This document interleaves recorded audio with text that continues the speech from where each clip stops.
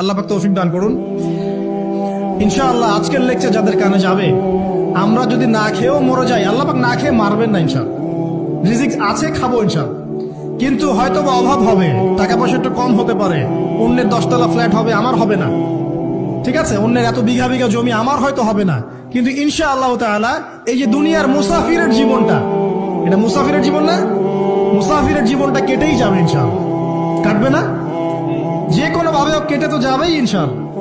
এই যে পরকালের জীবনটা একটা চেতনার শক্তি, জানেন, দুনিয়াতে যত বাধা বিপত্তি আসুক, গাল মন্দ খান, গীবত তহমত খান, কষ্ট হোক, নির্যাতন হোক, একটা বিষয় মনের মধ্যে শান্তি দেয়। কি শান্তি? যে এই দুনিয়ার জীবনটা তো আর চিরস্থায়ী নয়, এটা তো আর সারা জীবন থাকবে না। ইনশাআল্লাহ এই অবস্থা আস্তে আস্তে পরিবর্তন হয়ে যাবে। ফাইন্না মাআল উসরি ইউসরা, পরকালে ইনশাআল্লাহ পাবো, দুনিয়াতে না পেলে কি হয়েছে, পরকালে পাবো ইনশাআল্লাহ। যুবক ভাই,